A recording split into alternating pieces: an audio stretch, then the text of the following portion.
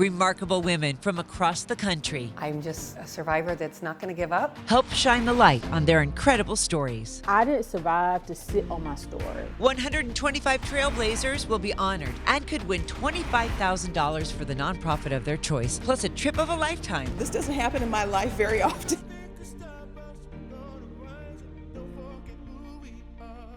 Hey, did you know that March is National Women's History Month? And here at NewsNation, you know we love sharing stories that matter to you, news for all Americans, right?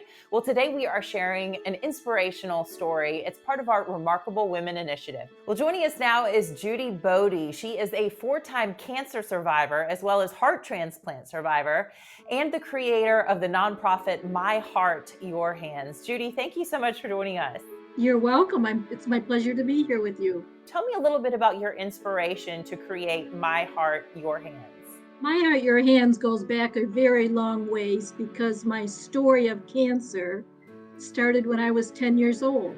I woke up one morning with a lump on my neck, and after a biopsy, I learned that I had Hodgkin's lymphoma.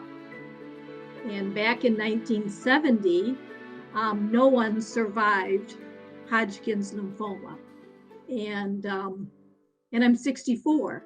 Judy, I understand that you were able to survive that as a child, even though at the time it was a terminal diagnosis, but you powered through and got the medical care that you needed. Tell us a little bit more about that on your journey toward creating My Heart, Your Hands. There was one treatment back in 1970, and that was radiation. And they did everything right. And I want to emphasize that because I'm here talking to you today. But I was basically treated from my chin to my diaphragm. I became a nurse. I did a lot of reading. I asked a lot of hard questions of my doctors. I still do. They know that now. And found out that radiation could have quite an effect on your heart. So by the time I went and got my heart checked out, I was already in end-stage heart failure. Since I didn't know anyone who had had a transplant, I started asking questions. I was given the name of a person then at the Cleveland Clinic, where I eventually ended up. We said, what if we tell my story in a documentary as it unfolds? I was in heart failure, put on the National Heart Transplant list. So as we did that, we filmed Resilient, a documentary about the late effects.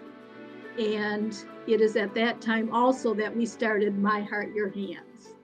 So the mission of our nonprofit was to educate and equip cancer survivors and their families and their doctors. How does My Heart, Your Hands help those folks? It gives them the knowledge to look out for late effects of childhood cancer treatment. They don't know that they're at risk for heart failure. They can't stop being on the lookout for heart failure. Judy, yourself, what keeps you going? You know, physically, this has been so taxing on you, so emotionally taxing as well. Is it that keeps you going to help other people? Because I know the message is so urgent. I guess that's part of it. And the other part is the message is my story is not complete. And in this past year, I developed mesothelioma, which is cancer of the lining of the lung, which is why at times it sounds like I'm a little short of breath. I am, just speaking to you. And my beautiful transplanted heart is starting to fail. And that's hard. Yeah, I can't imagine. I'm so sorry to hear that. How will My Heart, Your Hands continue your legacy? Unfortunately, because of my heart failure and the diagnosis of this mesothelioma, we did end up having to close My Heart, Your Hand.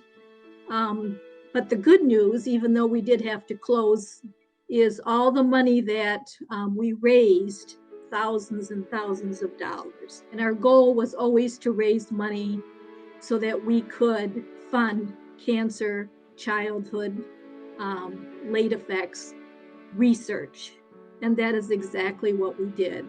So we emptied our account, and Van Andel Institute, Research Institute here in Grand Rapids, it's nationally known, and personally hand them a check from my heart, your hands. It's not done. I'm not done yet, but yet I'm here to tell my story. How did it feel to find out that Kimber nominated you to be one of our remarkable women for Nexstar? She is a nurse like I am, and when she told me, we both broke down into tears because she is just such a wonderful, wonderful friend. And to know that she thinks that highly of my story means a lot to me. It means a lot to me. Well, we do as well. Thank you so much for all you do, and my heart, your hand continues to help folks, be able to learn how to deal with this and further the research, and hopefully have some prevention along the way too. So, Judy, thank you so much. Judy Bode. You're very welcome. Thank you. And to find out more about our Remarkable Women Initiative, just head to nexstar.tv/remarkable-women. For NewsNation, I'm Anna Koyman.